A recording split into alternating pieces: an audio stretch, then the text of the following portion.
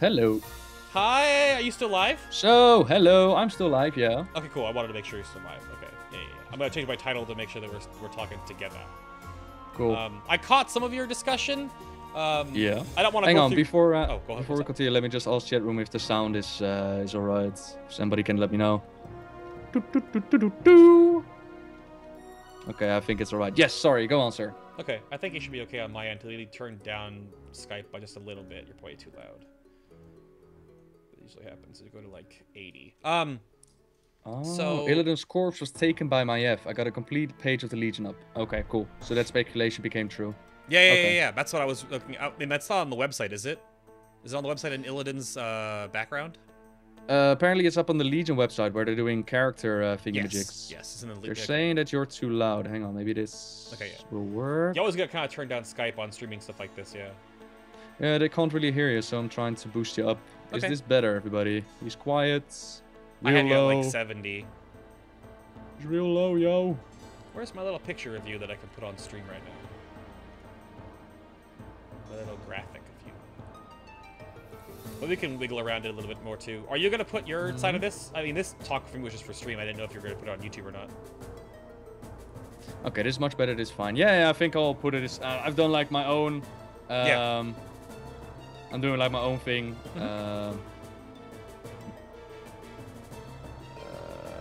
Oh yeah, Preacher just let me know that he's doing the mechanics focus watch thingies on his stream. Like everybody's streaming right now. Well, mechanics, we don't know yet. We didn't have any class changes. Well, he did like the whole Demon Hunter things. No, Preacher sent me a message, man. So who am I talking with right now? I'm talking with Bay from Final Boss TV. And Shakazu, I don't know if your donation went through, matey. I've got notifications turned off right now. I'll check later on for all the donations, so please stick around and I'll check it out. So yeah, Maiev taking the corpse of Illidan, that makes absolute sense. Yep. I was wondering why he was there. Well, see, here's my thing. Like, I was talking about that a little while ago. I was looking at the box art, right? And it looks like, obviously, it's like a new version of his body and stuff like that, even though he still looks kind of like the same Illidan. But I still assume, like, no demon, as Illidan's mostly like a 70-30. Like, he's 70% demon, 30% elf, probably. In Black Temple, no demon obviously can die in our world, and this gives that, obviously, it's true. So if Maiev took his body back to the Vault of the Wardens, as we have now in the new lore, and then Gul'dan finds it, because he gets plummeted back into our reality, I think it makes sense. I wonder if Illidan will be a bad guy at first, then probably there'll be some crazy redemption story that we find. I wonder if, like, getting the Pillars of Creation will help us, like, cleanse him. Yeah, I was thinking about Illidan's role in the story, because... You know that the Gul'dan is at the end of Warlords, he's sent away by Archimonde with the notion of we have a pact together. Yes. And I thought that he sent him to the Twisting Nether, which is still a possibility, but apparently he sends him to the Tomb of the Wardens, where Gul'dan goes looking for Illidan. So was that their pact that they made? Like, how does Illidan have a pact with Archimonde and Gul'dan? Do they... Well, have some scheme together with the Legion while he was in the Twisting Nether? Oh, yeah. Well, here's my big scheme. So I was talking about this before about us making war crimes, right? And that's like the pivotal now chapter, because all of this has been pre-planned by Blizzard. It really seems like it's all pre-planned. They needed a crazy event that was like, what the hell is happening, to get us to go time travel. Because they wanted Gul'dan to come back into the story, because it's one of their best characters. Like, they love Gul'dan, how he's obviously dead in our canon, but they wanted Gul'dan to come back, right? So now, with Warlords, granted all the plot holes, the main thing you have to take away from this, of course, is just the Gul'dan story, right? Obviously, he's been Legion buddy-buddy for a long time now. They have a big background. So, we know that Kil'jaeden is not very happy with Illidan. But if they know where his body is, and they can invade it, and make him a tool for the Legion, as he should have been... That just to me sounds like it's a very, I don't want to say forced or shoehorned, but that's like the big picture, right? Yeah. Somebody says here, Gul'dan's character bio, he was banished to Azeroth to open the portal for the Legion. Like, again? Really? Right. Okay. So there's probably some sort of scheme going on there with those three, and we'll probably have Illidan be the bad guy at first, like he was in Warcraft 3. Correct, yes. Sent on a mission by either Archimonde or Kil'jaeden. Yeah. And then later on, he will probably turn to our side. Okay, yeah, so that's part. And something about closing the portal with the 3 pillars of the world. So I'm assuming that Gul'dan is the one who opens that portal up in the first place. Yeah. And then it's our task to hunt down Gul'dan and close that portal again, yeah? Well, the main thing we talked about in the panel was that we're going to be, it's very Titan influenced. We're going to get the Pillars of Creation, like in their resting places within Suramar, right? Because they are guarded. There's 3 Pillars of Creation Titans left on our world, which this sounds like it'll be like seal the portal forever for good, or like reverse it, and then the next expansion is we go to Argus and just punch Sargeras in the forehead, right? That's what No, please, no. But I mean, leave my lord alone. How it's so bad. We have to eventually face off against the Legion on their homeworld. We have to. But as Alex said, this is the largest invasion of the Legion in Azeroth, period. This dwarfs the War of the Ancients, which we'll see if it's that crazy as a gameplay thing. We said Warlord was so savage that every mob was like just 2-shot. So I wonder if it'll be that massive. I got the website open here. It says, let the hunt begin. The Tomb of Sargeras has been reopened, and the demons of the Burning Legion pour out into our world. Their full terrifying might is fixed in summoning the Dark Titan to Azeroth. Again. And they've already located the key to his return. With the Alliance and Horde devastated, only you can take a Warcross mode's legendary artifacts, scour the ancient Broken Isles for relics of the Titans, and challenge the Legion before Azeroth's last hope dies. Steel Shield Champion, extinction is imminent. So we're gonna go a la War of the Ancients, only bigger, yeah? Well, that's what Alex said. Because obviously War of the Ancients is all in pages of a book. So to make it a gameplay version, it has to be a little ridiculous. Obviously, the announcement trailer shows that one shot over the shoulder of all the demons coming through. I just don't know if Blizzard will ever let us have something that feels that scary.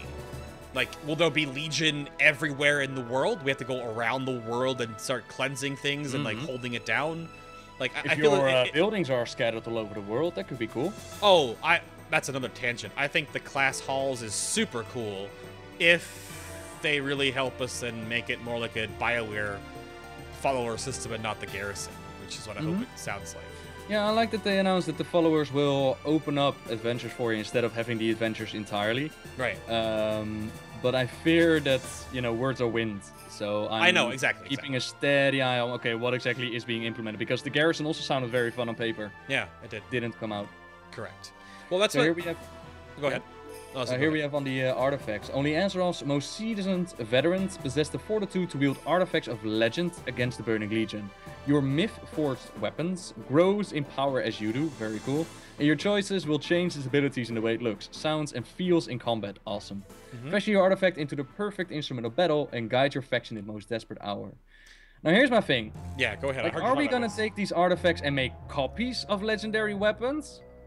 Or are we actually wielding the legendary weapons? So I think what I heard you talking about was like the whole lore standpoint of this, and I understand like the backbone of this like feels weird, obviously. Like if Tyrion Fordring has the Ashbringer, right?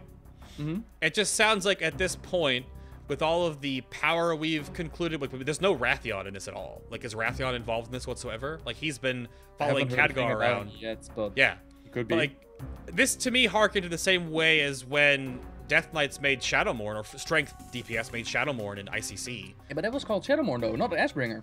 Right. Here. It is said that this sword, forged by Magni Bronzebeard, bestows the glory of the light upon his wielder, empowering them to render enemies into ash. That's the freaking Ashbringer. Yeah, that's the so one. How in the world is everybody gonna run around with an Ashbringer? I mean, they all look very differently. That's my one thing. Certain weapons are kind of weird because they literally are named the same thing. Like, it is the Ashbringer, right? It's not, like the DK one is named, like, what is it? Like, Ice Bearer and Soul Render or something like that, right? It's not Frostmourne 1 and 2 and broken in half. There's Ebb and Chill, Great Staff of Elodie. That's the very first Guardian. Oh, that I like. Like, that's a cool artifact, but known current legendary weapons, not so much. It's weird. Known current is the one awkwardness. Like, as a shaman, I'm gonna have freaking Doomhammer. Doomhammer, yeah. Like, is Thrall gonna die? And that explanation for freaking Frostmourne. You know where those... Sorry? Oh, I'm just exhaling. I know. Are they gonna kill Thrall? Yeah, but also the Frostmourne pieces, like, you know where those Frostmourne pieces were all this time? Below Icecrown. Nobody looked there ever. Nope, they were just there. Like, yeah. Okay. Well, so the side point of that is obviously you can get kind of like lore frustrated because all of a sudden all these things are just kind of popping back up out of nowhere. But that's just how a game evolves, right? The side cat that I really like in this is that what I keep saying on Twitter, we said on the show before, we talked about on the square table, is that all the new stuff in the game is the only new stuff to do. But if these artifact weapons and the quest chains involved with them, or the things you have to go do and collect and find, make you go around the world of Warcraft again, that's a big thing. Like, if you're a Death Knight and you have to go somewhere in Icecrown to find these shards, like, you have to go to a different part of the world to do this. That's the whole point. It engages you back into the world of Warcraft. Like, where are you going to go to get Ebonshield? You have to break the lore for it. Well, yeah, but you already time traveled. No, fuck time travel, dude. Fuck alternate realities. But you don't necessarily have to say, like, it's Frostmourne. You could do other weapons. They don't... But to switch the subject again, I got the website open and I got a couple of character descriptions. Yeah, I have them up too, yeah. Maiev Shadowsong. I know. If the Watchers are infamous among the Night Elves, Maiev Shadowsong is a legend. Famed for uncanny ability to capture an enemy, Maiev trekked Illidan Stormrage, the betrayer, all the way to the Black Temple and Outlands.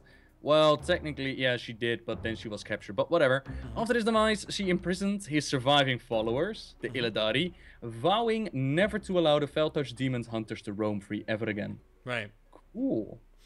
It's a weird thing. We brought up in chat earlier about, like, Maiev coming back into the story, but obviously Demon Hunters are going to be a playable race, so they'll be, like, not... I mean, Demon Hunters, the Illidari are not bad by nature. They were just easily corrupted. They're kind of like mages in Dragon Age, where they can be corrupted by demons really easily, so they've been, like, contained. But obviously... It depends on the character, to be honest. It depends on... Right. There are good Demon Hunters, there are bad Demon Hunters. Of course. Yeah.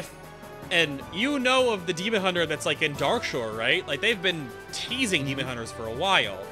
So obviously they can work as a good force for us, right? That's totally not a big deal. But I really wonder what the Wardens are going to do. Like, Illidan's going to work for us as well, I assume, so no, that's no problem. Yeah. Like, it's not that a Demon Hunter by definition is an evil guy working for the Legion. That's their whole thing. They hunt demons, so it kind of depends on what camp you're in. Yeah, chat brings up, in my chat anyway, what if Thrall and Tyrion die in the pre-event? Yeah, but then... I don't see it happening, dude. Blizzard killing off Thrall? I don't know. No, I mean, you gotta think right now, too. Everything we've been doing right now, outside of the connections to Illidan now, I guess, the new Illidan, and Gul'dan, is all Blizzard making up completely new story. We have nothing to go off of, because we're all in new territory, right? Or basically everything is new territory from Warlords forward. The only thing you can get from Warlords is that, like, the old Warlords, because that's from Warcraft 1, you know? So... It's kind of hard. I know it's like a weird thing because all this lore stuff is changing based on what we know, but it's their story. They can do what they want to change it. So yeah, but it doesn't mean that we'll just have to, excuse me. That we'll just have to let it slide because you know we also love their storylines. You're absolutely right. They can do whatever the hell they want. It's their thing, but the people that are into the lore like me follow the storyline vigorously, and we want something that's both consistent as evolving as epic. And to just toss out things like it sounds cool so we'll do it is not a great way to tell a story. Yeah, it was a weird thing. The other thing that chat brought up too is that maybe you can think of Doomhammer and the Ashbringer, because those are the two that are like actually named, that are being rewielded, as almost like Mjolnir from Thor. And if the wielder of the weapon, this is kind of a stretch, but this is what chat brought up, if the wielder of the weapon and somehow can no longer wield the weapon, and a new hero must take the mantle up, you have to kind of suspend the gameplay state for the lore. Whereas, like, if this game was all about Noble, Tyrion gives you the Ashbringer. Yeah. But the reason why there's so much customizations is so it doesn't look like everyone has the same damn sword, right? Like, in the storyline, if you want to go with, like, a great hero arises to help us fight off the Legion, that's your character. Obviously, MMO standpoint, everyone has to be that character, but that's sort of what it looks like. But no, I agree with you completely that the Doomhammer specifically and Ashbringer are kind of weird. If Thrall and Tyrion are still walking around with the original ones, it's kind of just like, you know what? That's what it's weird. I think if they have something in the pre-event about it, that would help. Armageddon also mentioned, so is this Illidan before he was hit by Frostmourne in the fight with the Lich King? And apparently not. And that's an interesting bit, because during the Burning Crusade, the whole storyline that they went with was that Illidan had lost his sanity because he lost the battle with Arthas. Right. So, is he still insane when they bring him back? I only assume. I mean, this is canon Illidan. I mean, we've killed him in the Black Temple, and that's after he fought Arthas. Yeah. So Like, is he he still has to insane, be. or are they like, nope, he got his mind back in the Twisted Nether? Well, that's the one thing too, is that with our Gul'dan skull being his best bud for so long, Yeah. but then oh, actual no. Gul'dan, like, Yep, like- I hadn't even really thought about that. Illidan consumed Gul'dan's skull. that's why Gross. I almost wonder if they'll, like, the two ways that it goes. Obviously, they didn't want to display an Illidan story because it'll probably be a big part of the leveling curve, right? The leveling story, right? Is either Gul'dan and Illidan are like instantly like bros because they kind of are the same person, or they're completely rivals from the beginning, and we immediately get up with Illidan and we're working together with him to fight Gul'dan the whole way through the first raid tier. Oh, chat room is telling me to read Illidan's page. Hang on. Yeah. Hang on. Illidan's After the fall of the story. Black Temple, the corpse of the Lord of Outland, Illidan Stormrage, disappeared. Mm-hmm. Yeah, kind of vanished. No one knows the true fate of Illidan's remains, but legend holds that the Warden Shadow Song took his broken body to the Vault of the Warden so that Illidan's dark, lingering soul could suffer the rest of his eternal sentence. Weird. Along with his followers, the feared Illidari, justice to be forever served. Chat brings up a good point on my end. I'm just looking. Mine moves a little slower than yours, so I can read it a little bit, which is no slight, but obviously it's amazing. We killed Arthas, we broke the Frostborn, the souls are released. No. The whole Illidan's soul was never consumed by Frostmourne. It wasn't because his soul was consumed. It was just because losing to Arthas took away sen- I guess that. Okay, yes, that would make sense. Yeah, okay. The whole stealing his soul bit never happened, as far as I know. Maybe you can't. Can Frostmourne not steal demonic souls? Well, Is he that like never the really killed loophole? Illidan. He just left him to die. He never Right. finished the job because he was so in a rush to reach the top of Iceground. I mean, he slashed him from nipple to belly button, basically, right? Like Yeah, but that just being stabbed by Frostmourne doesn't take doesn't take your soul. right? You have to It's- actually, you yeah, need to suck it up. die. Yeah, like Sylvanas, yeah. What the fuck? Yeah, it's a lot going on here. Obviously, the big thing that everyone keeps toting about in different chats and things on Twitter is that like this expansion is like ridiculously fan service, and the two for sure. the two sides of that are, if there was ever a time to bring up ridiculous fan service, it's now, because of the decline in the game. And the side point is that this can't really be fan service that's because of the decline, because they've obviously had this plan since Mists of Pandaria. Yeah. So, like they've known about this is where we're going for like 4 years. So Yeah, speaking of which, by the way, so like a lot of people were saying that because Waters of the Draenor lacked the content, they said that, you know, they're working on the next expansion. of course, Is it me, or are we lacking, like, despite all the time that apparently they invested in this expansion, we're lacking a release date and content? Because it doesn't feel like they announced that much. what do you mean? They Or announced shown that much, to be They honest. announced 2 raids, 17 bosses, just like the beginning of this expansion. They announced 9 dungeons. The big Yeah. system, of course, being the artifact system, is that it's tied to a class and spec, because there are 36. So if you're a multi-spec class, you'll need to do multiple artifacts, and hopefully those are a rewarding and far grindy sort of system that's actually fun. That's the big point. Obviously, the new class is a big point. The new world. I think a lot of the new content is going to be within the class halls, which hopefully a downscaled but more impactful, as they put in the keynote, version of the garrison system. I think I don't really know what we expect for quote-unquote content. I think obviously that PvPers might rejoice in the new PvP system. A prestige system has obviously been tried and true to work in many PvP games over the course of the last decade plus. I think that's a huge system rework. My thing is, I just wonder for PvEers like us, what the artifact quest line is like. Yeah. Is it gated by the current content? Is it gated by patches? Because there's power involved. So that's our long-standing, like, what we're gonna do a lot. Like when you log in, you're gonna check your class board or whatever, talk to your impactful followers, your couple or a few, and then go out and start working on your artifact again. Like that's I wonder what's gonna happen. Yeah, like, but people in chat are saying, like, no content, are you crazy? I'm not saying no content, I'm just saying the things that they announced, they didn't show a lot of. Like, if something's finished already, course, you of can course. get an inside dungeon view. and we didn't get that. Just a couple screenshots, yeah. Yeah, a couple of screenshots, which, you know, if indeed people are right that they are that far in development, then they probably should have shown more. Well, so a lot of people are also saying that they're saving it for BlizzCon, which is fine, but I'm just hoping for, you know, early 2016 release and not mid 2016. That would absolutely suck. They will show more on BlizzCon. Yeah, I get that. I get that. I mean, this is the tease. They've never done this before, ever. Everything for WoW has been released at other expansions. I believe it's an incredibly smart move to do this in the first place because, a huge double-prong announcement now with Gamescom for the EU side of the world, which they've done before, and now BlizzCon, which is a double whammy in a couple of months. And I think it's hard to announce. Like, I have the same sort of stance on Warlords when a lot of the systems and things they develop are sort of like, you have to think about them. Like the server upgrades, the cask file system, the server response times, the art upgrades, the visual upgrade system. Like, all these things are kind of like, that's part of the game, but it's like, is it something that you can't really talk about it, it's just part of the experience. The one thing they obviously showed about is the Demon Hunter customization, and I'm like, that's great and all, but are we going to get a customization revamped for all classes and races? Like, am I going to be able to be a Pandara that has an eye color not tied to my damn skin color? Because the Demon Hunter customization looks ridiculously good.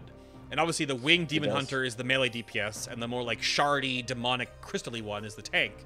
So that means that, do you design two? Because when you change your specs, does your like body change? I don't feel really bad for like a Tauren that still has his same horn style and can't mix and match horns, but a Demon Hunter has so many different styles, you know? Yeah. And like a lot of people are saying, like, there will be more and we'll get more information. I get that, guys. Yeah. Honestly, I get that. But, you know, you can call me cynical all you want, and that's perfectly fine. Everybody's entitled to their opinion. But keep in mind that what we have right now inside of Warlords of Draenor, like, this is an announcement. And until the expansion is actually released, this is what you got. Sure. We'll get Merc Mode, we'll get Flying, and we'll get a new Arena season. Yeah. But there's no filler raid, there's no new area, there's no content for Warlords. This is what's coming next. The only new content I've seen is the rest of Tadon Jungle will be expanded. There's like areas that are not going to be opened up. There's more rare mobs coming and stuff like that. There's more Tanan, which is like... Oh, that's cool. I didn't know that. Yeah. There's been... But still, you know, this is it until the next expansion. And what I fear is that, you know, the hype train is going to be hopefully there. Sure. But slowly but surely people are leaving the game. And we've seen that with the sub numbers. I just hope that there are, in the end, enough people that are interested in the next expansion to keep on playing. That's what I'm hoping for. No, absolutely. But I mean, I think this is the thing. There were over, like, what, 350,000 people watching between the YouTube, the Twitch, and different web services right now. On the Twitch, World of Warcraft was over 350,000 people. Like, it's obviously not 5.6 million, which we have as, like, concurrent subscribers right now. But if you want to look at, like, the scope of that spiderweb that comes out, obviously World of Warcraft, I don't think needs to have 10 million subs anymore. Blizzard obviously is monetarily successful with their other games. Overwatch comes out soon. Hearthstone's a huge hit. Hearthstone's a huge hit. They understand that World of Warcraft is sort of, I think, it's whittling down to the real meat of who loves this game. And that's fine. If it's still the most popular MMO on the face of the planet Earth, you can't fault it. But I realize that obviously being at like 12 million at their hype and now like 10 million at the beginning of the expansion for the last one, I think we'll never be back there. There's too much competition now, but... You know, how long will they... Well, that's a whole different subject, not regarded to this expansion, but how long will they keep on going if they, you know, hit a certain mark? Like, I can't imagine that WoW brings in more money than Hearthstone or Heroes does for them. Well, that's what's weird compared about... to what development and you know, customer service or whatnot. Yeah, it's weird, because, like, Heroes and Hearthstone are both free-play games, and you have to, like, microtransaction to buy stuff, whereas WoW is a concurrent subscription, so it's, like, set money. So, like, just the sub count they've lost from Q1 to Q2 is $61 million a month. But it sounds cynical. Is $61 million a month to a company as large as Blizzard, is that a huge deal? It sounds terrible to say, but, like, if they lost $61 million from WoW, but Hearthstone generated 300 million as an example number, does it actually matter? That's what's weird about a company right now with Blizzard, is that... Yeah, for sure. They have like, so much... I don't think that Blizzard as a whole will, you know, be hurting. I think Blizzard will keep on trucking, but WoW itself... Like, I want more expansions, you know? I want the story to continue, and I hope that the expansion is going to be great. Yeah. To come back to the story, by the way, I see Sure. here that Xavius, and I was really confused about that. Oh, I want to talk about It this. says Yeah, here, yeah, yeah. Go to Xavius. Go to Xavius. Once terrorized Azeroth with an affliction that almost obliterated the walls between reality and dream. That's the Emerald Nightmare. His machinations ended in defeat, but he has been given another chance at vengeance. Ah, that explains it. Right. Now Xavius leads the conquest of Valshara, where he tainted World Tree Shaladrassil, spread the Emerald Nightmare's corruption. With an army of Valsaders at his command, Xavius will stop at nothing to vanquish all who oppose the Burning Legion. Right. I was wondering about it because, you know, the whole Emerald Nightmare storyline has been done in the novel Stormrage. Yes. So basically, they're rebooting it. Xavius has been resurrected, given another shot by N'Zoth. Emerald Nightmare is running havoc, and we gotta go in and clear the crap out of it. To some degree, I feel like a lot of these story points merge here in a pretty proper way, if you want to think about it. And Gul'dan being the linchpin. I think, to forecast a bit, if Gul'dan is the final boss of the next raid tier, the first raid tier of Legion, what will be the second and possibly third, depending on if they want to do a two major patch or a 3? Because Sargeras. Who knows, man? Yeah. And N'Zoth. Yeah. So Sargeras coming a la Kil'jaeden. But yeah, go on. On the topic of like Xavius, it obviously feels to me as kind of a shoehorn. But if Xavius was never, I never thought in Stormrage that Xavius was actually killed. I thought he was like imprisoned a la Hex's style from Ferngully. I would have to look it up. I thought that Fura on the Dream side and Malfurion on the real side struck him both with lightning and the axe of Cenarius, and I thought that they took him out. But indeed, someone in the chat room said they banished him or they locked him away. I would have to look it up, to be honest. I'm not entirely sure. Because if you look at like his model, his like wings on his back are obviously like they're like Demon Hunter-ish wings because he's a demon, but they look kind of like roots of a tree, right? Because he was part of the tree that made the Emerald Nightmare. So it's cool, and his claw arms are like barkish, right? It looks like bark skin texture. So it's definitely connected to that regard, which I think that would be the way to look at it, is that he's obviously wasn't killed, but he was Hex's style imprisoned, and now that Gul'dan is toying around in the Tomb of Sargeras and poking people, that he's like, yo, dog, have some Legion juice. And then Xavius is like, what's up? I mean, it's cool because like Xavius ties right back into a really big storyline. Obviously, we have a dungeon called the Eye of Azshara, which I wonder if that'll bring in like Neptulon, N'Zoth, and Queen kind of Azshara. depends if Neptulon is liberated or not. They tweeted that he was liberated, but did you catch the comment, by the way, that he will get a lot of hatred on Twitter again for something? I was wondering if he was talking about the whole Twisted Nether transcends all realities bit and how that will tie into the storyline. Maybe. I mean, they've already obviously proved that we go back in time to a parallel universe to get this new Gul'dan who gets kicked back to our Azeroth. You know, I think from a storytelling standpoint, it's kind of weird and contrived, but obviously it's how they want to further their story. So you kind of got like, I mean, Star Trek had tons of time jumps, so whatever, and Star Trek's amazing. So I think it's fine in a game standpoint, though, when everything is being built in the MMO only, it's kind of weird. But I think they have a lot of huge converging storylines here, and I really wonder where this will go from here now. Because it's weird that they actually list Athissa as a character. Who? Tide Mistress Athissa. Athissa? Oh, the Naga thingy, yeah? Which is not... Yeah, it's not Azshara, which I would say I don't... Oh, she's green, by the way. Does that mean Legion? I don't know anymore, man. I know. I don't know anymore. Yeah. Oh, look, Tide Mistress Athissa. It says Queen Azshara, former leader of the ancient Night Elves, rules the Naga with supreme authority. Her servants are many, but few can match the fanatical devotion of Athissa, which we've never heard about. Correct. Yeah. Although maybe she was one of the servants in War of the Ancients. I would have to look it up. I mean, it's been decades, so yeah. Yeah. At her queen's command, she's poised to lead a massive Naga army into Azsuna, a region rumored to hold a long-lost Titan relic of power. By the way, 2 Titan keepers fighting with each other. Did you catch that? Yes. Fear and something else. Yeah. Anyways, nothing will stand between Athissa and this prize. Not the cursed Night Elf spirits who haunt the land, nor the Horde and Alliance forces that are gathering on the Broken Isle. So, my thing about this is that I'm getting... Have you seen Spider-Man 3? The Tobey Maguire Spider-Man 3? That's the one... Sandman, Venom... Yeah. I'm getting a Spider-Man 3 vibe from this expansion. In the sense of, again, because I'm a film nerd, in the sense of that there is... Say, take Wrath of the Lich King, for example. It's Arthas from the start, it's Arthur at the end. He's the main force throughout the entire expansion mostly. You get a little of the Titan lore there with Ulduar, a little bit of the stuff, but it's Arthas. Mm-hmm. In Burning Crusade, even though the story back in Burning Crusade, it's kind of like meh. It's still Illidan right into Kill Jane, right? It's Legion, Illidan right into the Legion. It's fine. It's still a weaker storyline. Cataclysm, Deathwing, fucking Deathwing, right? Yeah. In Mists of Pandaria, kind of all over the place a little bit. You got the Garrosh, you got the Panda stuff, you got the, Yasar stuff, like that. Kind of like splashed out a little more. Warlords, obviously, all over the damn place in a different way. Legion has are there too many villains, but they're all really like, we know about them. Whereas in MoP and Warlords, we're like, who are these guys? Now that you mention it, there are indeed a lot of factors that are going to play in this. Titans, Gul'dan and Legion, Ajara and the Naga and N'Zoth. Yeah. It's like the combination of the two most speculated expansions that I mentioned earlier. Into one, yeah. Yeah, I thought Eye of Ajara, Dark Prophet, and maybe the Legion because it was hinted at the end of Warlords, and now they just combined it in one, which is a lot.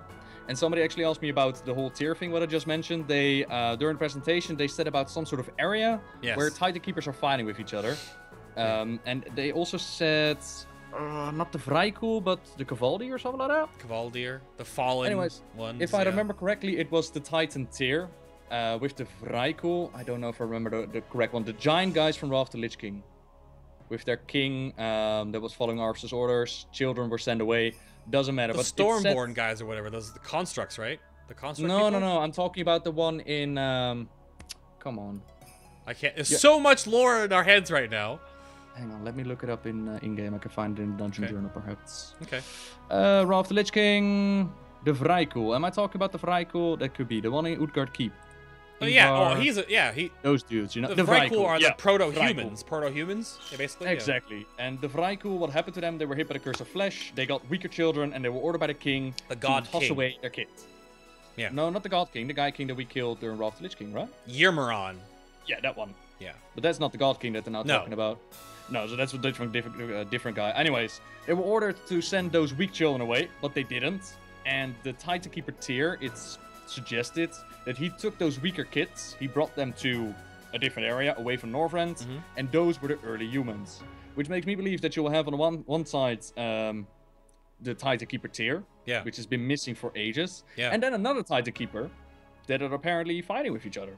Which is weird, too, because I thought tier was the only other one that was missing. So is the other one going to be one we already know about, like Freya, or... Well, possibly a new one. I mean, they added Titan Keepers before, if you remember Mists of Pandaria with that guy below, only heroic mode. Oh, the guy that Thunder King. The guy that dies. Oh, you mean I thought that was the guy that dies in Siege of Orgrimmar fighting Shot of Pride. He was a Titan Keeper as well. No, there was another Titan construct. Oh, Raden? You mean Raden? Raden, thank you, Raden. That's the one I'm talking about. That was another Titan Keeper that came out of nowhere, so there are definitely more Titan Keepers. So it will be a great way to introduce the tier. Yeah. That could be a lot of fun.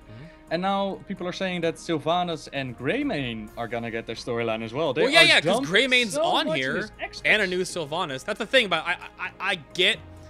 Back on my whole point about like Spider-Man 3, is the Spider-Man 3 scare is that when you get too much stuff involved, what gets plot holed to hell?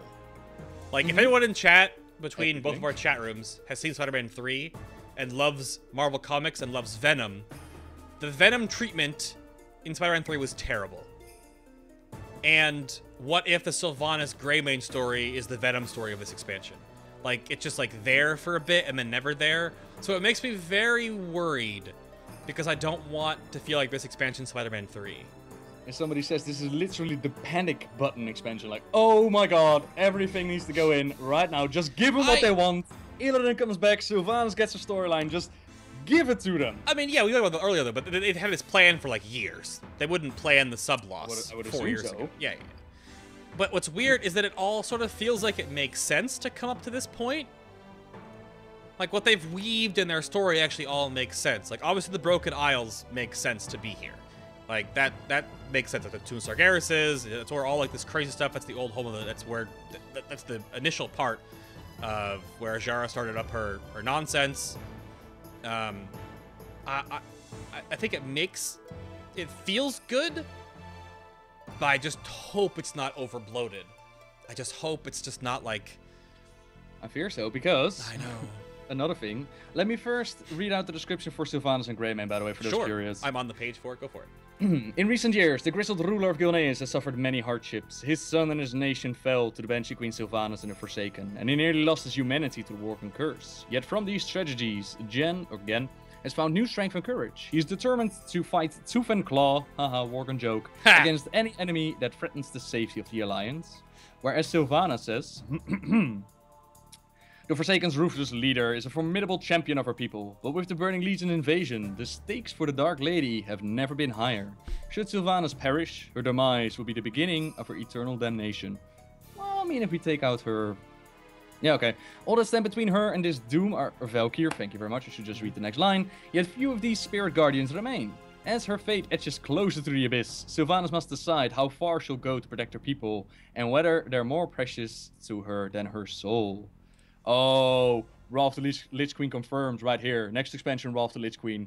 We're going Burning Crusade Illidan right now. Next one, Wrath the Lich Queen. Done. See, done. Yeah, that's the weird thing about the female model, the female character, because there's only like 2 in this whole thing. Obviously, there's not a lot of women in World of Warcraft, but like, I don't know, man. Again, it's Spider. I'm joking. Yeah. It's gonna be a confrontation over to Gilneas. Gilneas is being contested. Last we've seen of it was with the legendary Rogue questline, I think. And later they said it's still being contested over instead of giving it to the Forsaken or the Alliance. So it's gonna be that storyline. Did you know, by the way, Illidan on the board on the box art? Yes, he is. Wasn't he that? Wasn't he also on the Burning Crusade box art? Yes. Yeah. So the second time around. I mean, Illidan is like the Vegeta of World of Warcraft. I mean, come on. He literally is the Vegeta of World of Warcraft, pretty much. Not literally. Not literally? Not literally. No.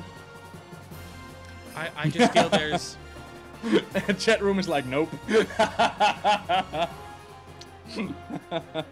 I'm scared there are too many... Oh, they're saying no because for the box art it was the Blood Elves. Oh yeah, it was that male and female. Oh, Blood the Elves female. Oh, okay. There we go. Okay. There we go. That chat delay though. Gotcha. Yeah, the chat delay. Okay, I got the same thing. It's not Towley screen. Come on. Yeah. I mean, and Alex said that Ilaria and Terrellion are here, or will be here. Yeah, but this is like the 5th time that they said it. I don't want to trust them anymore. I don't know. Stop playing with my emotions, Blizz. But yeah, it could be. I'm just getting scared because, from the story standpoint, there's a lot. And I'm just really, really, really scared that it's going to be a lot of story. And if we already had, with Warlords, really unsatisfying endings with like Ner'zhul, and the Laughing Skull clan was all basically cut completely. There's a lot of things that, like, all these different warlords, all their different side stories, all their backgrounds, like all the shamanistic lore, all the backgrounds of the orcs in the first invasion they came through the portal. And we didn't really get as much of that as we thought. And there's even more characters in Legion. Yep. I mean, they have been working on this expansion for already over a year, so We haven't heard a thing about that, right? Like, they didn't give an explanation. That's what I'm hoping that somebody will ask tomorrow in the interview. Like, what happened to Warlords? I would really like to know that. Like, still like to know that. There are a couple more questions, but that's my prime one. I want to get a little sneak peek behind the whole development team and what is their, idea behind this one as well. It's really weird to me. I don't know. I mean, I'm fine with, like, obviously the moving forward of the story, like I said before, but I'm very curious if they're gonna shoot for the moon and only get the atmosphere again. Yeah, somebody asked about during the I couldn't help but wonder during the Demon Hunter presentation where they said the Demon Hunter was gonna be a tank class and a DPS class, and I was like, Poor Warlocks. You've been wanting to be 10 class for so long. It's never gonna happen. We got Well, Demon we Hunters don't. now. Just to blanket this to both chats, we didn't get any of the class changes and discussion today. We'll get that on Sunday most likely, and I can, without a shadow of a doubt, almost soft confirm there are lots of class changes. All this stuff right now seems all well and good, but a lot of class changes are coming that some people may not really like. Mm-hmm. There's a lot of class changes coming. Yeah, but that's always the thing. And then during beta, people will be like, "Hey, what are you doing to my class?" And then until release, they'll keep fine-tuning those changes. I assume. Yeah, you'd hope so. I mean, Warrior never really got fine-tuned after the abysmal state of the beta. So. Mm-hmm. Yeah, and spears for hunters again. Like, the artifact for hunters is a spear, I'm being told. Survival Hunter will most likely be a melee class. That's what I'm talking about. Like, there are a lot of class changes coming. Yeah. Cool. Because if you just have a spear on your back and you never use it, what's the point? That's my thing I was talking about with, like, caster weapons before you joined the call, is, like, it's really cool to have this amazing old-school elven sword as a fire mage, but if it just sits on your belt all day... Mm-hmm. Like, how cool is that sword? It just sits there on your belt and doesn't do really anything. cool, though. Like, that's a lot of development to fine-tune classes like that. That would be really, really cool. Like, melee classes and hunters and stuff like that, they use their weapons to attack, but casters and healers, they just sit there on their back or on their side. Mm-hmm. So I don't... That would be a waste, yeah. They need to... I mean, Jaina uses her staff in Heroes. It's really simple to have spells work with your staff. Dragon Age does it. Like, wow, if they're going to have these amazing weapons that you're basically going to have the entire expansion that you unlock your customizable skins for and colors for and all this stuff that you are responsible for, that have their own talent tree, a la Path of Titans to some degree, then if you, as a caster or healer, never actually use it besides when you're just, like, RPing, you put it in your hand... It's kind of silly. Yeah, true. I feel for the casters and healers. They really need to use their weapons. I mean, they squelch that with druids. Obviously, all druid shapeshifts are going to get new forms, and then your legendary weapon, your artifact weapon impacts your form customization, like Crystalline Kitty or Armored Kitty and whatever. So obviously, Bear form and Boomkin and Tree form, I'd imagine, get form upgrades. That's how you delineate yourself as a druid. But I don't know. I hope they do that to service to casters. I hope they do that for you guys. I really do. I like the druid change as well. And somebody is saying, like, these guys are just looking for things to bitch about. No, we're not bitching about anything. We're just talking about stuff that's happening. But if you're looking for somebody who's like, woo, expansion, yay, everything's happy and good, then I'm probably not the right one to be talking with right now. On the other side, by the way, did you catch that little Jaina explanation in the Khadgar bit? So this is the one thing I wanted to bring up with you, too. I want to go back into the VOD and listen to how Alex said it, because I don't think that she is that, what you were talking about when I caught your bit of your stream, that she's, like, running off, like, pissed like a little girl. I think that it must have been like a mislining of interests. Something must have happened to Jaina. No, well, I was actually talking about the way that he said it. I can't imagine that that's what Blizzard wanted to say. Right, like, exactly. Everybody had so much drama and trouble with creating good female characters, and they got so much feedback. And now they're removing a female character out of power. Yeah, I know. And with the only explanation giving that she ran away pissed off. Like, what's that about? Yeah. I think it was definitely a whoopsie-daisy on Alex's part. Yeah, I believe it. I can't imagine that that's the way that they want to present it. I can imagine that he wanted to keep it open. Yeah. Like, speculation-wise, the same that he did at the end. But to do it like that, I was like, dude, you did not just say that. You did not just say that. I'm very, very, very curious about what they're going to do with her. Because, like, obviously she can't, like, just get removed from the story. But with War Crimes and what she's done now in Warlords, she wasn't angry at things. She wasn't, like, trying to, like, vengefully out there, even though there was that damn slide that says, like, the Alliance and the Horde are at war with each other, you know, they're at each other's throats or whatever again. I'm like, it's so contrived. When obviously, if the Alliance and Horde are fighting again, when all of this Burning Legion, the largest invasion, larger than the War of the Ancients, is happening, I'm pretty sure the Alliance and Horde don't give a damn over who's got lumber and who doesn't. Maybe but like it's a bit contrived push again to make us like, whoa, what more enemies? No, really, we don't like each other.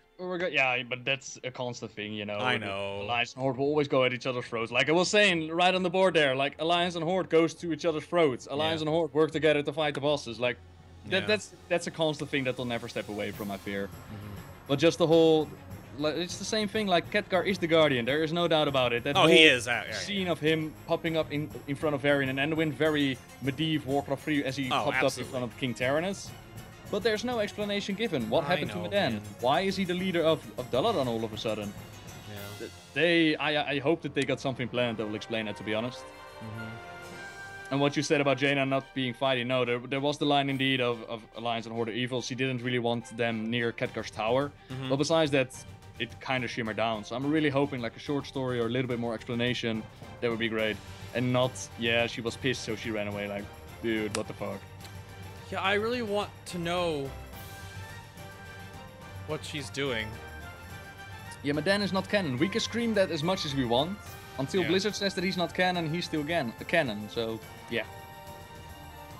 It's such an easy thing to them to fix in in the legendary quest line. They could have easily wrapped up that bag. They could have easily wrapped it up. I mean, the intro launch teaser shows Karazhan. So maybe we'll get the explanation for why he has a TH and why he's the Guardian now. I mean, the whole point of why Sylvanas and Genn are even part of the story, which we're fighting over that whole area of the Glades and stuff like that, the Tirisfal Glades in that area between the two. Like, obviously, Tyr is coming into play, and we know that. So that, is he actually there? And that would bring in that story. So hopefully, I'm going to say hopefully a lot over the next couple of weeks, I'm sure. But there's a lot of story that they can fix and a lot of bandages they can place on their story plot holes with this.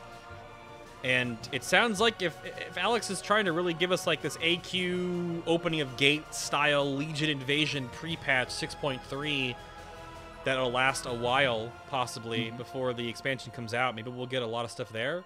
I mean, he said it's better than the opening of the Dark Portal quest line, but that's not much of a comparison because that took like an hour and it was done. And that was pretty remember, by the way, from that trailer, now somebody mentioned it, Khadgar was indeed standing on top of Karazhan. I would... If they introduce Karazhan as like some sort of revamp, not only is Preach gonna lose his shit, which I would love. I don't want to. It would just be so cool. I would love just more Karazhan because you know there are other rooms, other compartments in Karazhan that are obviously the catacombs are not ever explored. I don't think it needs to be a rework. I don't like the whole rework thing. I hope the Violet Hold that we get in Dalaran in Legion is not like the same one, just like with different monsters and bosses. Like a different place, like a different section of it that looks different. Because if they just reuse stuff like that, it's gonna be kind of... Yeah. So will we see Tyr? Well, that's the question, man. Oh, we got more descriptions, by the way. Are there more on the website? Yeah. I can't reload the website. It just doesn't load for me. I got a weird page. I got Dargru, the Underking. I have him. For centuries, the Tauren and the Drogbar tribes of High Mountain lived in peace. But soon after the Legion's arrival, a Drogbar leader named Dargul the Underking destroyed their unity and stole the Hammer of Khaz'goroth, a powerful artifact protected by the High Mountain Tauren. Using the terrible power of the Hammer, the Underking intends to take control of High Mountain. High Mountain has one of the pillars. Khaz'goroth, that was one of the Titans, right? Yeah, it's the Builder Titan. Yeah. The Dwarven Titan, if you want to connect race to it, yeah. So they got like this hammer. That's what I like, by the way. We're getting a lot of Titan lore, but all these Broken Isle things, like where are they gonna place? Is that gonna be the opposite side of Azeroth, right? The Broken Isles, or are they gonna fit it into what we already know with the whole Maelstrom bit? The Broken Isle is supposed to be south of the Maelstrom, right? Oh, they're gonna put it at the Maelstrom area. Okay. Wait, if you look at like the map from like a topographical standpoint, like Soramar is like a desert, but everything else isn't. So hey, we can Google Broken Isle, of course. Hang on, Broken Isle. But I thought it was supposed to be south of the Maelstrom. Even though, like, the Maelstrom is the fallen city. Yeah, that was the whole area where, with the Tumas Garrison stuff. Yeah, Broken Isle is indeed in the middle area. Okay, so we're still not getting the opposite side. It's really near the middle with the Maelstrom bit. Yeah. But, like, where in regards to the Maelstrom is the Broken Isle now, I guess, in the new map? They didn't give us a world map, so... Broken Isles, there's two possible locations, maybe synonymous with the Darkspear Isles. Oh, I'll just link you this thingy. Okay. Somebody did a whole Azeroth map. Ah, very nice. So I wonder if we got everything that they got planned, or if there's more. Like, if they're gonna go broke, if you can check the map, you can actually see Call to Rust and all the good stuff. I wonder if that's gonna be part of it. Ah, here we go. So here...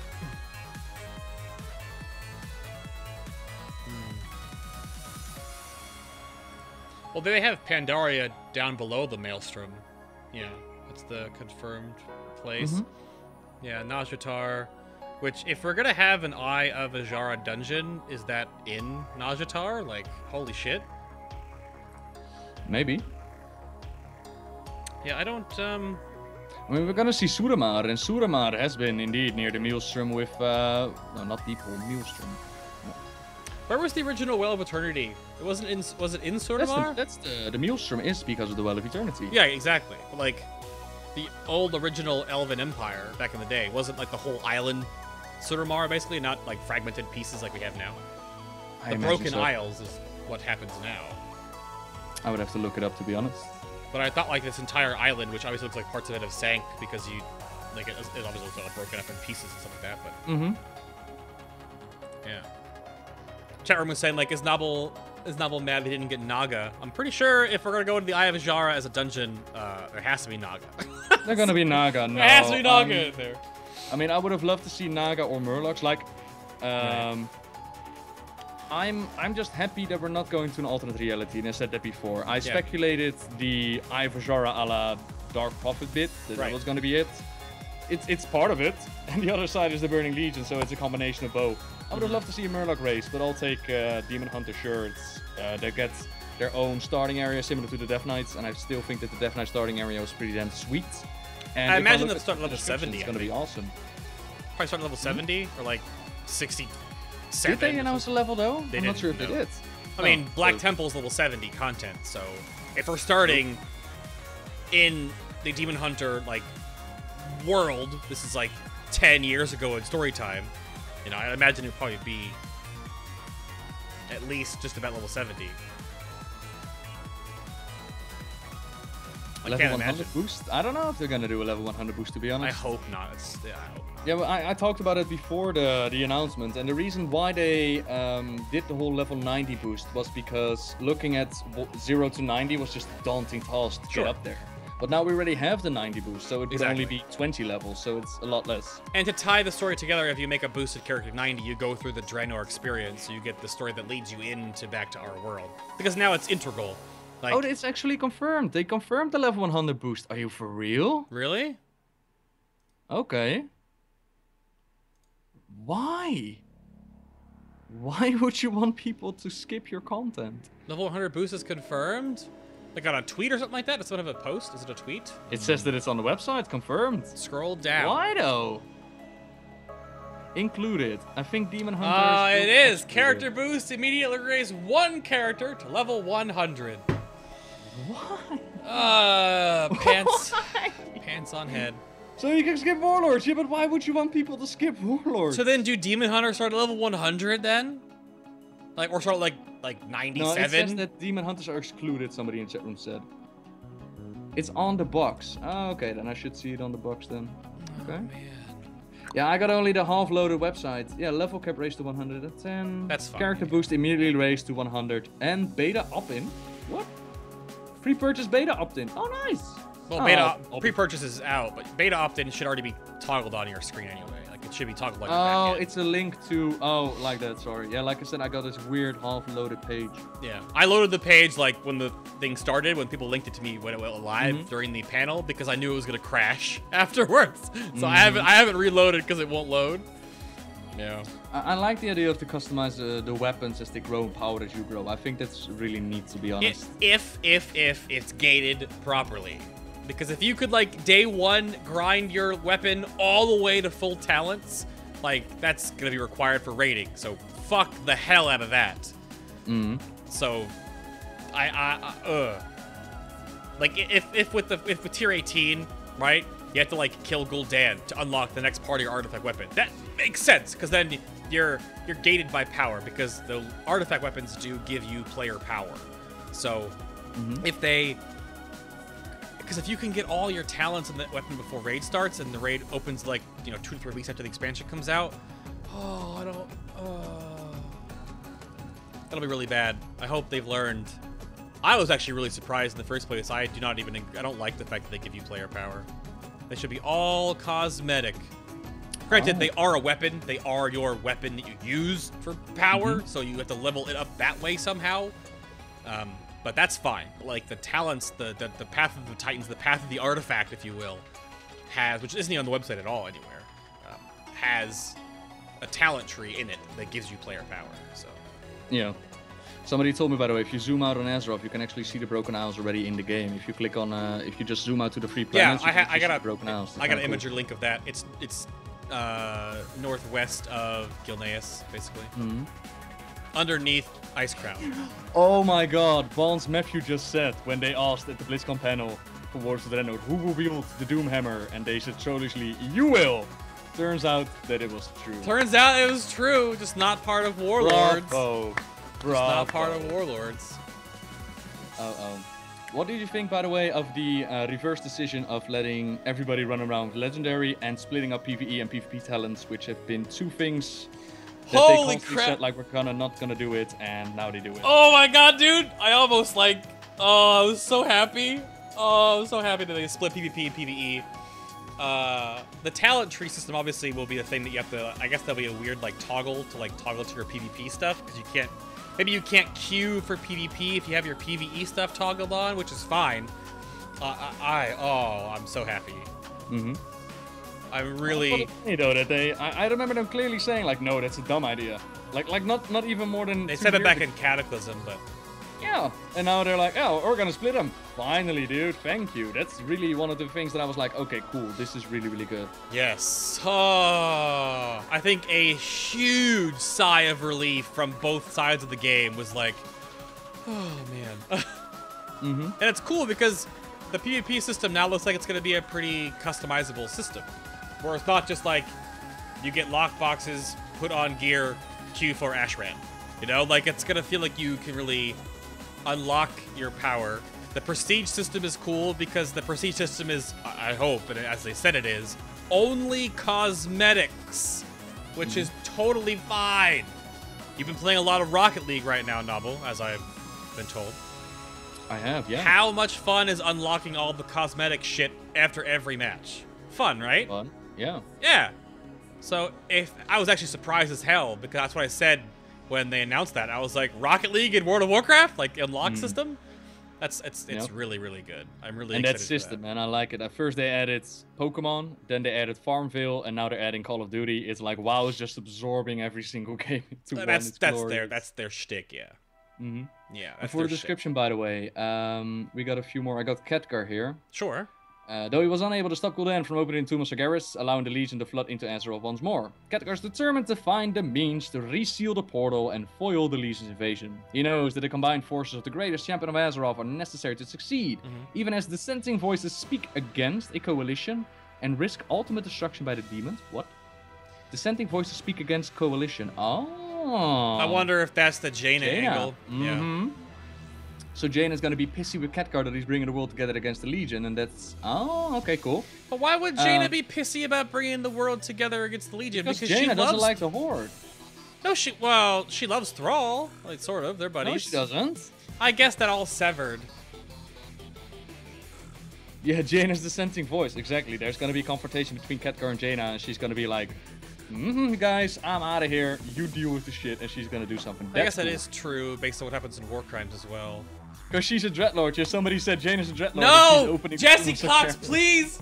Yeah.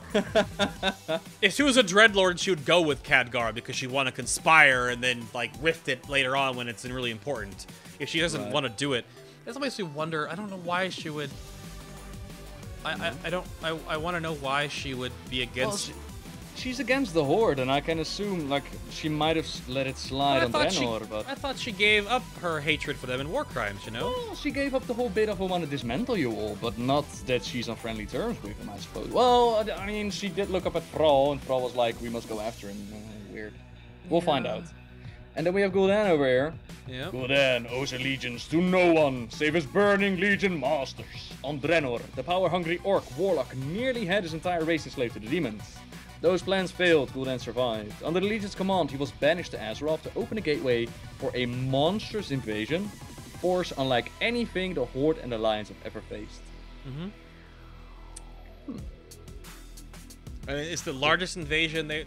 Alex said it's larger than the War of the Ancients, so... Yeah, but why is he with Illidan then? Like, what is the connection there? I really feel that... Obviously, Archimonde and Sargeras are like, you know, dinner buddies.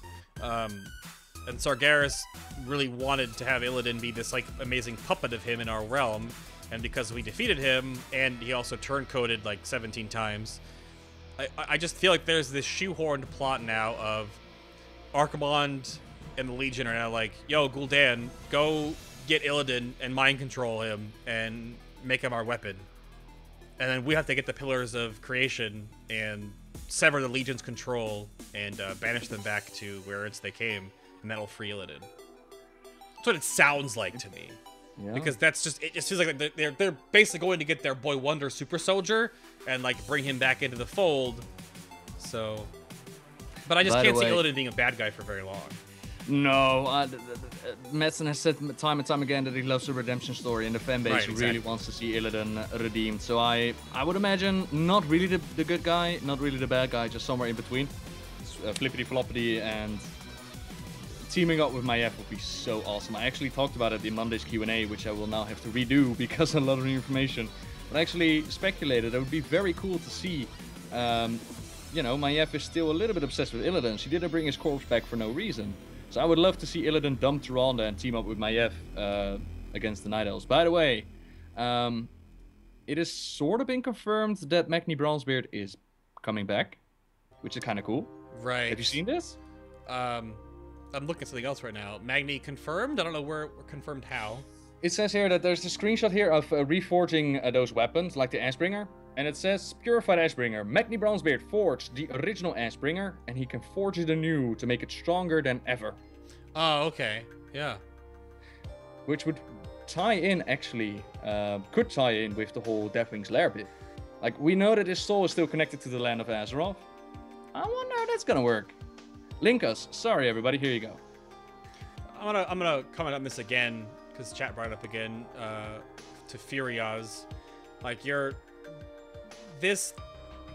there's a lot of people watching both of our streams right now. I really want to impact upon people to not have this outlook of that we're losing subscribers, quickly take everything we love from every expansion, mix it all together, tie in some Legion, time traveling Gul'dan, yada yada yada. This expansion was planned years ago.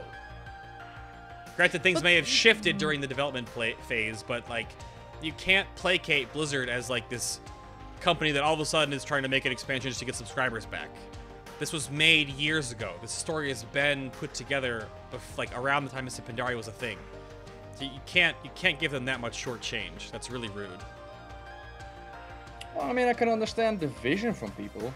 Sure. It does seem like they just took every single concept that anybody talked about earlier and just there you go. From a consumer standpoint, I totally agree. But from like a developing standpoint, they don't make this game like 6 months ago. They've been making this game for years. Sure. Well, years. I don't know, man. Like well, this expansion, like maybe one. I'm just saying. Yeah, but I do like there was. What do you think of a release date, by the way? I still think April, May next year. April, May. If we get beta at BlizzCon, or at least, I don't know if they're going to do like a crazy open beta thing again, because I wonder if they'll do like a big open one or like a closed one first. If we get beta in November, no beta has lasted shorter than 3 to 4 months. So there's your math. Yeah, exactly. Yeah. Yeah, I was hoping for something sooner, but at least hopefully not June tied in with the Warcraft movie. There's already some speculation. I'm getting 2 different conflicting screenshots. The one on the map on the website compared to the map that they showed at the keynote is already showing a giant continent cut. I've heard that one. Yeah, they're already cutting content? Well, Thal Dranoth is the southern island that they show in the keynote, and it's totally removed from the website's version.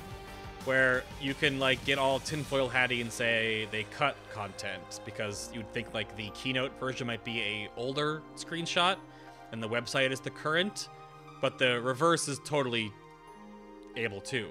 The Keynote might be the brand new image they pull when they're making this, and the Legion one on the website, when they made the website, you know, who knows, weeks ago, this is the old picture.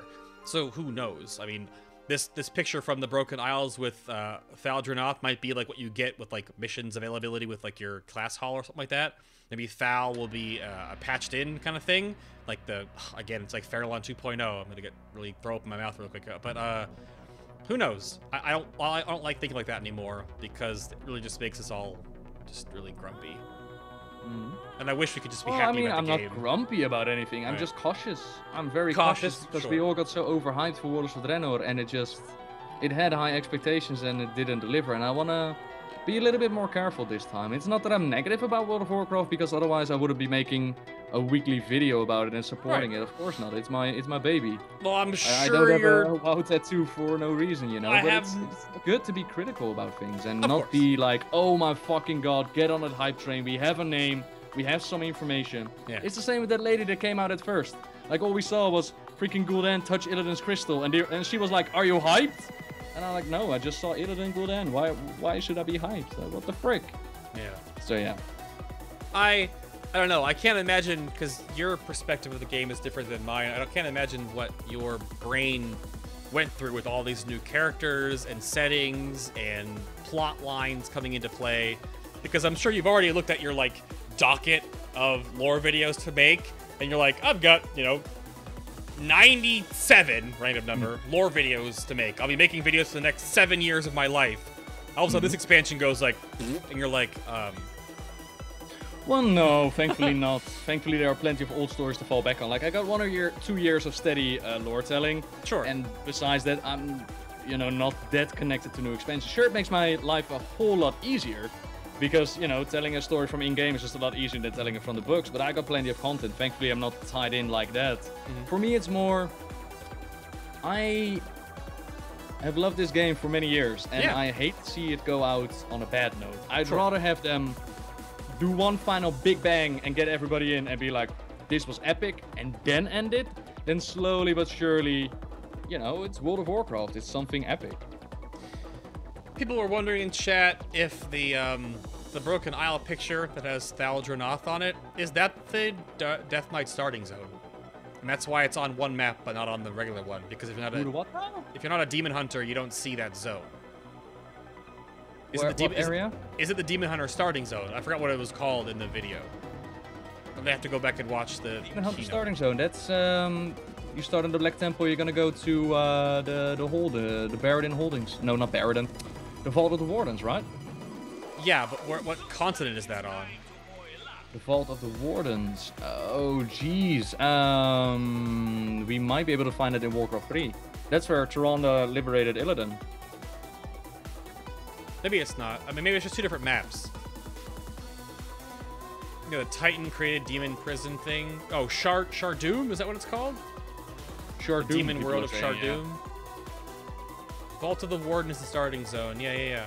I'm just wondering, people just want to get, like, looking at maps and be like, oh, they're already cutting content, but it could be just a different map for a different side of the thing, or the map on the Keynote is the newer one, and the map on the website's the older one. You know, you have no idea. So we were going back to that planet that Illidan sent them. Yeah, like this destroyed planet, which looked really cool, by the way. Yeah, I have to admit, it looked really awesome. I got an immediate chat room might like freak out when I say this. If you see the movie Prometheus and the big unveiling scene when they get out of the ship and they look down that corridor, that long path to like the giant like alien temple, when they showed the reveal of like that demon hunter like starting temple thing, I was like, this is some Prometheus shit. It looked just like it. This long walkway, this weird like upside down temple. Oh, it looked cool as hell though. I'm gonna bring the video up right now if it loads.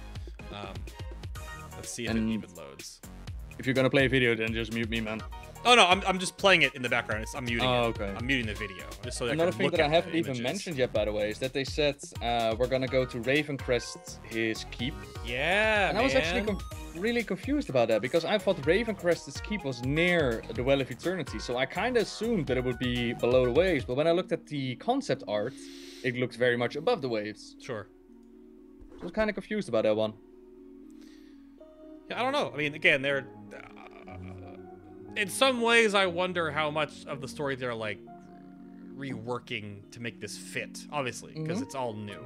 Well, they could give an easy explanation, like it survived on an island that didn't sink, but yeah. You see, I'm looking through the video right now. The Adventure to Level 100 slide right here has one of those crazy worm monsters coming out of the background. It looks kind of cool. It's just like the Uru model. I'm trying to look for like new models. The new Satyr models, I guess, are just reskinned orcs, I think. I want to say they're reskinned orcs.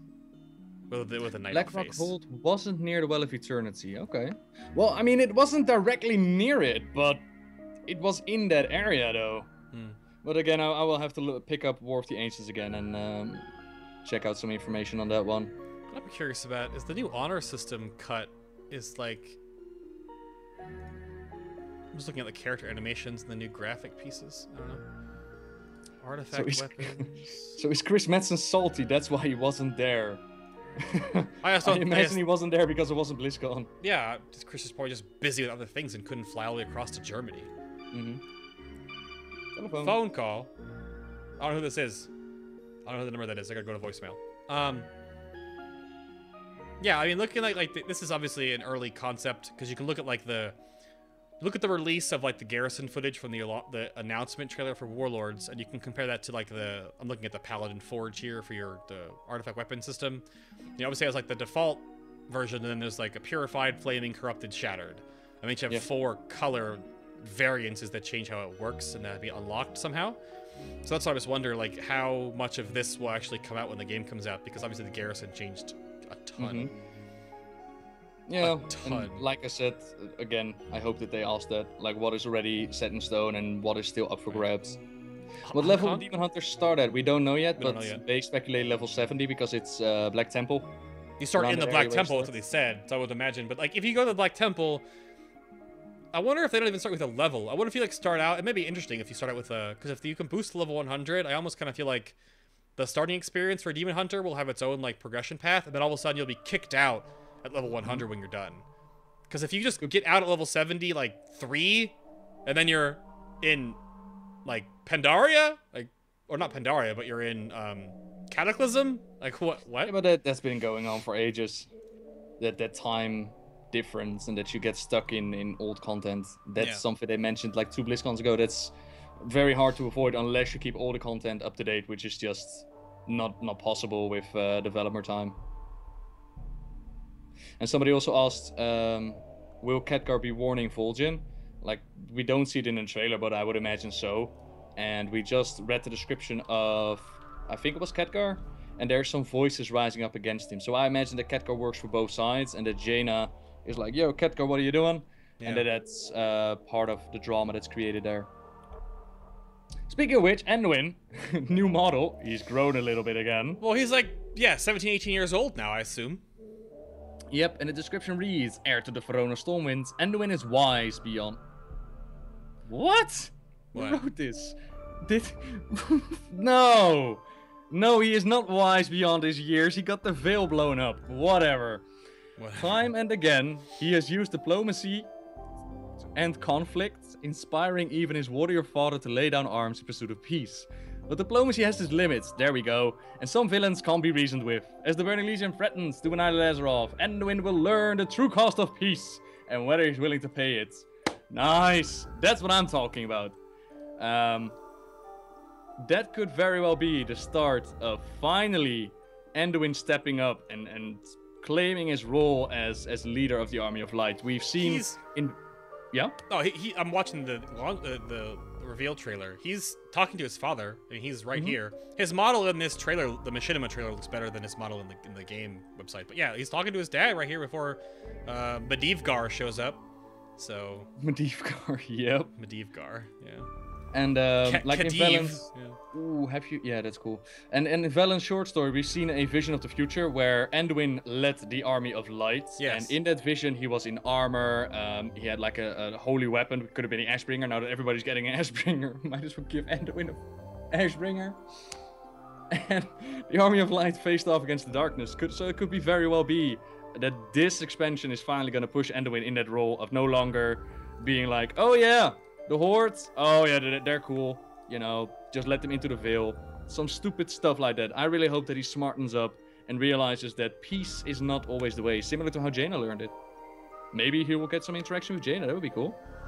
Yeah, maybe Jaina breaks off with Anduin to make their whole Army of Light thing. That's what I'm saying, like, we obviously have the skeleton for tier 18, right? Well, with tier 19, sorry.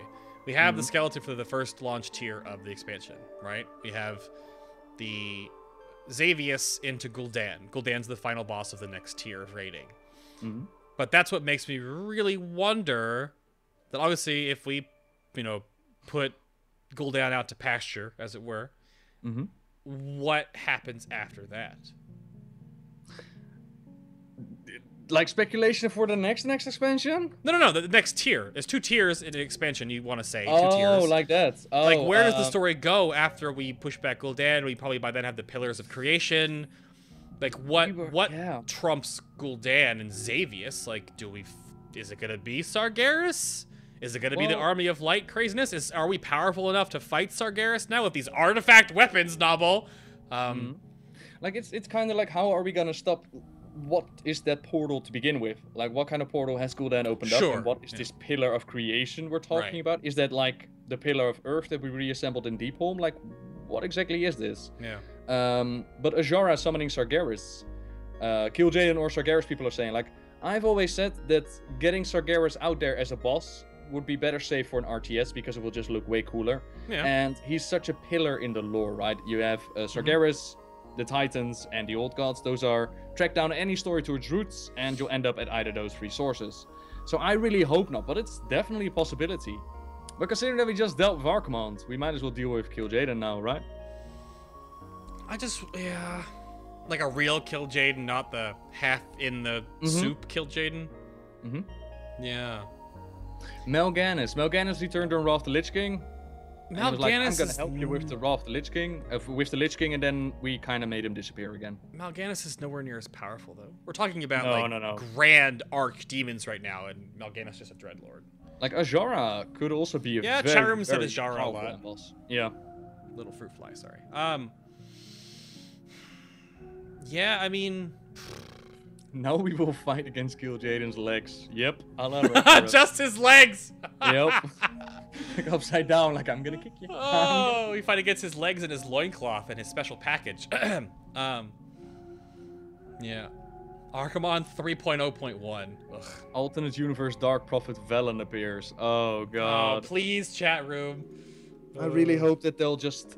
That's also a big hope for in this expansion. Just cut off with the alternate reality thing. They need to put a stop on it. They need to cut it off and be done with it. If we're gonna like theory craft for 8.0, then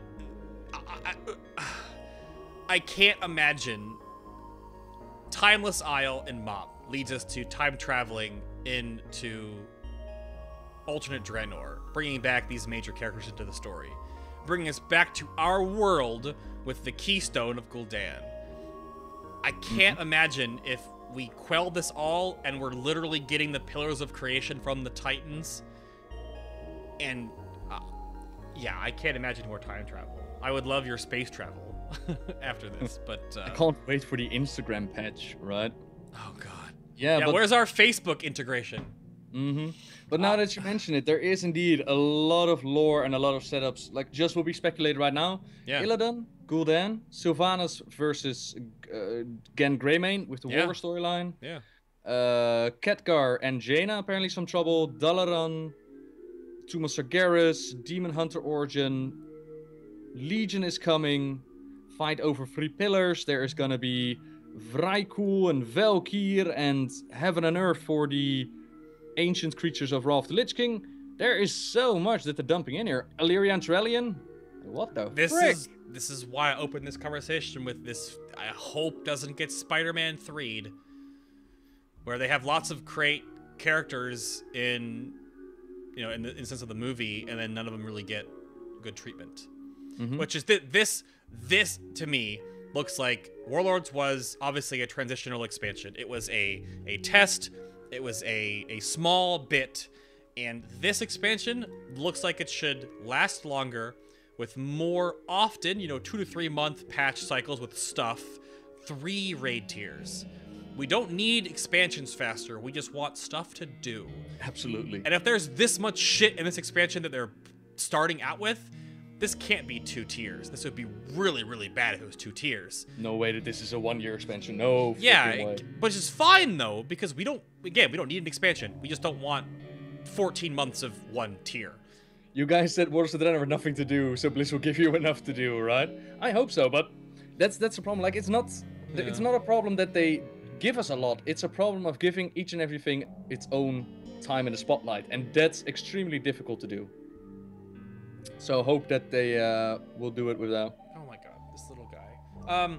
Yeah, I mean, a comment from my chat brings up, what if the Legion, the whole Legion stuff pisses off N'Zoth?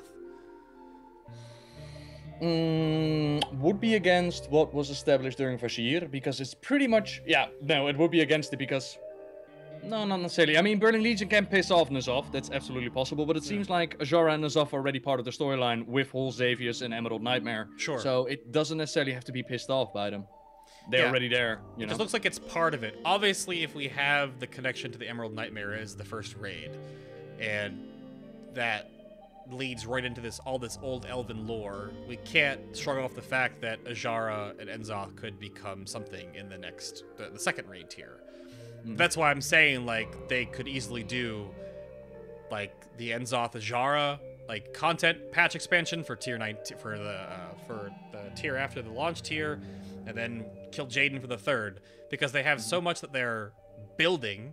Like, they've definitely made a gigantic base, like, of this cake, and hopefully it's only like an actual tall cake and not like the Warlord's cake, which was like, here's like 2 parts of it, and you can only have 2 slices because you can't have the rest of it. Daniel's Eye says that Sylvanas needs the Valkyr and that Halls of Valor has uncorrupted Valkyr, which is true. Yeah. But why would these Valkyr ally themselves and take Sylvanas' place in Hell if there are these uncorrupted versions? I don't think that would make a lot of sense, to be honest. I love, someone says, Noble, I love the class identity stuff that they're doing. Me and my monks are gonna kick ass. Me too, man. I'm excited about the class hall and whatnot. I hope it fleshes out right. I really want to see, that's what my brain goes to immediately as like a endgame Mythic Raider, is that I want to know what class changes are coming. I want to know what balance changes are coming for the game. I want to know what stats are changing and how that's going on. I do want a side caveat that it was soft confirmed via one of these tidbits on here on the website. Let me scroll down to it. It was tweeted to me, but I think it should be right here. Yeah. Also planning a brand new PvP system with PvP-specific talents, rewards, and progression, as well as improving support for in-game communities. Oh, it's before that one. We're improving the transmogrification system, allowing you to collect item appearances and save your favorite outfits without sacrificing precious bag space. Wow. So, wardrobe system. That sounds like that's a huge QOL, which is ridiculous. I really hope. I wonder how the splintering and phasing of the class halls will be, because if they're like battle group and like Alliance or Horde, right? You go into your Paladin hall, for you, for example, Double. How many Paladins will show up? Because obviously it has to be capped. Just a few, like not that many followers as you got, and they were talking about more prominent characters like Ley Leodrin. Yeah. But the following system there is, I guess, not what I'm most concerned about, because it'll probably just be a mission table thing, and as long as it's like a better interactive, like your followers do something, you go out to then meet them somewhere, or you go with your followers somewhere in the world, that's fine. I just wonder, like when you go into my shaman cave, Are there 50 shamans there? Are there 100? Is it server only? Is it battle group? Is it like US and EU wide? Because there can't be like 3,000 people in one space. But that means whenever you phase back in, are you never with the same people again? Like if you are making this like champion system, and like say like if I'm in my shaman cave and I'm one of like the highest progressed shamans in my shaman cave, like I go there to like answer questions, hang out with the other shamans in the community. Like, is that like the same community I'll get every time I go into the cave? That's how many people are in your bat cave is what I really want to know. Because if it's just like your conjoined server, which each server has like it and its buddy, then I guess that's okay. I'd be like, you know, a low amount, I suppose, depending on what class you're playing. I'm sure the Demon Hunter class hall will be fucking crowded at launch. But that's to be expected. But I just wonder about what community aspect that will create, because it is a shared phase where obviously you'll have your own like mission table, but you're in there with 50, 60, 80 other of your spec. Like, you're not in there with paladins. You're in there with your ret paladins, right? Yeah, but isn't it phased out for you alone, though? No, it is not phased for you alone. The way we described it... It's not personal. It's open for every single paladin on the server. Yes, that's what it sounds like. Like, if you phase in, it'll be you plus, like, 100 other paladins that are in there. Yeah, that's not gonna work. Surely that's not gonna work. That's why I wonder how many phase in this small area. Like, how many are in this region? Because if you can wouldn't they just use the phasing technology, though? Well, yeah, of course they will. They'll just shard off multiple different halls, but like I don't. It's not you zone in and you're alone. Because unless you lead them, eh? That's what they said.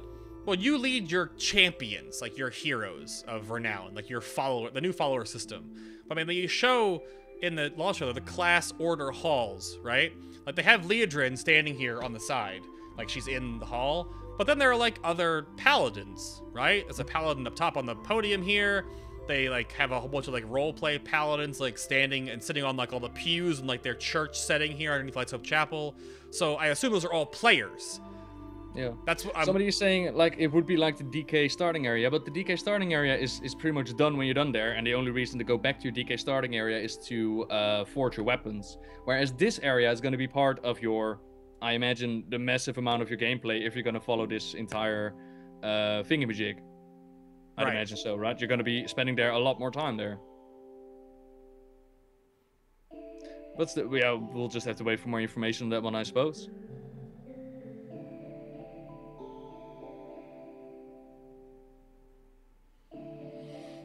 Do you think we'll see the heroes from Draenor like Euro and Duratan? Maybe. I don't know, man. I doubt it, to be honest. Blizzard has like a track record where they create new characters. Except, of course, when they are transported back to our reality and are supposed to start the next expansion. But other than that, you usually don't see new characters be introduced. That said, at the end of the cinematic, Euro was like, well, if you ever need us against Gul'dan, just call. And now Gul'dan is cut back, so maybe? I have no idea, dude. Alright. Chat room is saying that it won't be you and 50 other actual players. I'll have to go back and watch that part again. Because it sounded like they were actually getting a better... Because if it's just phased and you're in there alone, it's going to be the same garbage with the garrison. It's going to feel the same as you walking into your hall and you're alone again, and you'll be in your hall all the time and there's no one there. Raytheon is taking coffee at Pandaria. Well, yeah, Raytheon has been warning us for the Legion. He shows up at the end of the Legendary Quest line, so I'd imagine that he's there. That's what I thought I heard too, Ravy. Like, the class halls, you will see other players. You're in there with other players. But I just wonder how much is the phasing. Because if I, like, what if I zone in and I'm in, like, Shaman Cave class hall phase 1, and I zone out and go to raid and come back, and I'm in, like, Shaman Cave phase 7, right? Like, I won't have the same people in each phase. It'll always be random. So how do they have... There's lots of weird implications with this to make it seem like you're building a community, because if a community base would be like back in vanilla when you have like, the same people in the same places all the same time. Like your Terran Mill versus South Shore people that you know who's there. That's what I wonder if they're trying to make. But this doesn't... Somebody says, by the way, can Raytheon be involved with Neltharion's lair? That would be a good opportunity for him to be there, yeah. Like, Neltharion's lair, what we know about it, has been described in War of the Ancients. And if you're looking for any sources to get yourself ready for this expansion, pick up the War of the Ancients trilogy. Yeah. The chronology novel? The chronology, that there one. You go, baby. There you go. Chronicles, that's what I wanted to say. The Chronicles? Yeah, that one. There you go. Pick up that book, because most information is known there, and they're gonna be... Whereas Waters of Draenor was very much Rise of the Horde up to the point of Beyond the Dark Portal, this is very much War of the Ancients. And of course Warcraft 3 with the Tomb of Sargeras, and all that good stuff. So War of the Ancients and the First Guardian, those would be two books definitely to pick up. Yeah. And like I said, the whole Deathwing's lair, that's been described in that book as they were trying to hunt down the Dragon Soul. And that's the area where it was really, really cool described. That's where the old gods were, you know, whispering to Deathwing, where he tried to hide the Dragon Soul away, where he pretty much lost his mind over the centuries. So that could be really cool. They also mentioned something about the Blue Dragonflight. I'm not entirely sure what that is about. Some long-lost Blue Dragonflight area or something like that. Could be also very cool. That could be added to the list as well. We're gonna get some more dragon lore. That's gonna be awesome. Right. So yeah, it's from what they announced, it seems like a big package of things that you can look forward to. But like I said at the very start of the stream, like I'm keeping my hype down, and I'm just, you know, see the beta as it comes, see the information as it comes, and take it at face value. Don't start overhyping it, and just see what we'll get. No, absolutely. I mean, that's the one thing too that your chat brings up that now makes me think. Look at all the different like side stories and all the different branches of Legion we have now. Again, like, you know, the Gul'dan, Illidan, Sylvanas, Gen, the three different pillars, the Naga, Anduin, Jaina, whatever, you know, yada yada yada, the Wardens. Think of all the things that you bring up now with Wrathion, characters that aren't necessarily directly noted. Like, if we're going to a place now that's in the game that Wrathion isn't, like, directly Deathwing's son, but, like, come on. He's the last Black Dragon. This is, like, Daddy's old he's pretty home. much promoted himself as Deathwing's son. Yeah, exactly. So, like, obviously there would have to be, hopefully, something there where Wrathion goes to see Neltharion, not Deathwing, but Neltharion's home. Like, where he was. Where he lived, where like the old chamber of the aspects is down there. That's where they used to meet. Like, that's War of the Ancients, was that 10,000 years ago? Like, who did meet who now? What do you mean? You said that's where they meet? What? Well, the old chamber of the aspects stuff back in War of the Ancients when all the dragons used to get together and talk about stuff. Like, that wasn't Neltharion's lair, though. It's not Neltharion's lair? No. Directly? Neltharion's lair was Neltharion's lair, like his lair. Each dragon has their own place. Mythical place where they came together, and it was hidden behind some sort of mythical wall that they would go into, some chamber created by the Titans. It was in original Warcraft in Hyjal. Yeah? The portal. Oh, cool. I was about to say, I don't think they've ever added it, but very cool. Well, there was a in old Hyjal, which you can't get to anymore, I don't think, unless you're on a private server. There is an old instance portal in there that people always thought was Neltharion's lair, but that doesn't make any sense because it's not on Azeroth, not on Eastern Kingdom, so or Kalimdor. It's on, you know, Broken Isle stuff, I guess. So I really wonder. Well, there's a lot of little extra questions that now come up. Yeah, but listen, Bay, I'm gonna wrap up my stream and then I'm gonna grab a bite to eat and upload this to the YouTube, and then I'm gonna work on Monday's video and talk about some expansion lore. Yeah, are you gonna make like a wrap-up video for YouTube too, or something? Is that what you're doing? Yeah, I'm gonna put this VOD up on YouTube so people can actually check back and get first impressions, and then I'm gonna try my best to give some, you know, information from what we know already, like get something done. I don't know if the time for it, but I'll do my best. Yeah. Are you gonna continue streaming? A little bit. I've only had like a granola bar and some water all morning because I've been working on this, and I've now been streaming for. It's been literally almost 4 hours. 5 hours here as well. Yep. Yeah, I got some food in me. I don't know if I was gonna put any of this online. I don't know if it's. I mean, if you want to put your discussion stuff online, it's totally on you. Because so much of this will be like just conjecture and yeah, absolutely. It's just us, you know, talking a little bit about all the things. Absolutely. But I don't know, man. I'm trying to keep it down like you just said, I don't want to get overly promise happy, and then we get another Warlords. Which sounds really mean, but it's, you know, as a consumer and a player of the game, we only have as much experience as we have to go on what they've given us.